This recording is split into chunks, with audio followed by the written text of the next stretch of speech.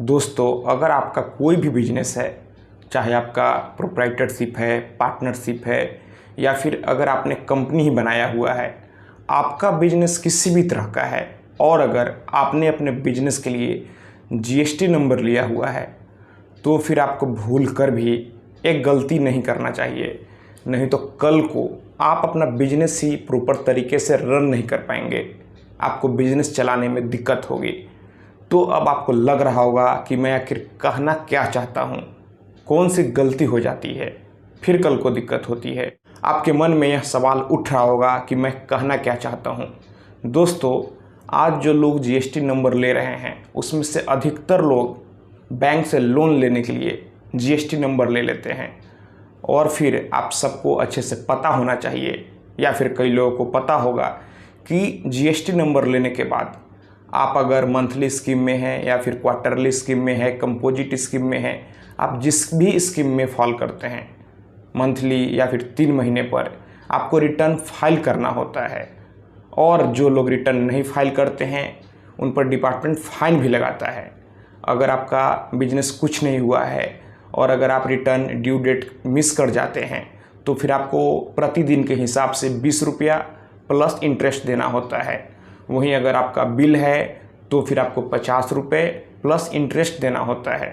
और यहाँ पर कई लोगों के पास यह गलत धारणा होती है कि उनका तो अभी बिजनेस चल ही नहीं रहा है, तो फिर वह क्यों जीएसटी रिटर्न फाइल करे, और यहीं पर आपसे गलती होती है। जी हाँ, अगर आप एक बार जीएसटी नंबर ले लेते हैं और अगर आपका बिजनेस चले या फिर ना चले, इससे कोई भी मतलब नहीं है। अगर बिजनेस नहीं चलता है तो फिर आपको उसका भी रिटर्न फाइल करवा के दिखाना है कि आपका ना तो सेल हुआ, ना तो परचेज हुआ, आपका कोई भी काम नहीं हुआ। आपको नील रिटर्न ही फाइल करना होगा, लेकिन आपको रिटर्न फाइल करना होगा।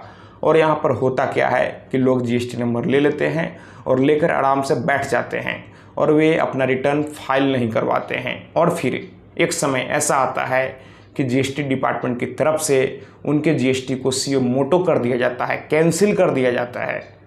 फिर उसके बाद उनका जीएसटी बंद हो जाता है। फिर वे सोचते हैं चलो बंद हो गया तो क्या हुआ। और फिर कुछ वर्ष बाद फिर अगर बिजनेस के लिए या फिर लोन के लिए किसी भी वजह से जीएसटी नंबर का ज़रूरत पड़ता है, फिर डिपार्टमेंट उन्हें जीएसटी नंबर नहीं देता है। फिर जितना पुराने वाले जीएसटी का फ़ाइन होता है उन्हें उतना फ़ाइन भरना होगा। फिर यहाँ पर आपको लाखों रुपये भी फ़ाइन देना हो सकता है। तो दोस्तों, आप कल को इतने सारे परेशानियों में ना पड़े, इससे अच्छा है कि जब आप जीएसटी नंबर लें तो आप मंथली या फिर क्वार्टरली जिस भी स्कीम में आते हैं अपना रिटर्न फाइल करवाएं। आप यह कतई ना सोचें कि बिजनेस नहीं चल रहा है तो फिर रिटर्न नहीं फाइल करना है। अगर आपको जीएसटी का ज़रूरत नहीं है तो फिर आप रिटर्न अपडेट करवा कर उसे सरेंडर कर दें, ना कि आप जीएसटी ले लें और फाइल नहीं करवाएं और जब डिपार्टमेंट सीओ मोटो कर देगा फिर भविष्य में आपको जीएसटी नंबर नहीं मिलेगा। दोस्तों, अगर आपके मन में जीएसटी से संबंधित कोई और सवाल है तो आप हमें नीचे कमेंट बॉक्स में कमेंट कर सकते हैं। और अगर आप हमसे सीधे बात करना चाहते हैं तो फिर आप हमें इंस्टाग्राम पर फॉलो कर लें। मेरा इंस्टाग्राम पर यूज़र नेम है प्रीतेश1584। तो दोस्तों, आप इस वीडियो को अधिक से अधिक अपने दोस्तों और रिश्तेदारों में भी ज़रूर शेयर करें। हम लोग मिलते हैं अगले वीडियो में एक नए टॉपिक के साथ। तब तक आप अपना और अपने परिवार का ख्याल रखें।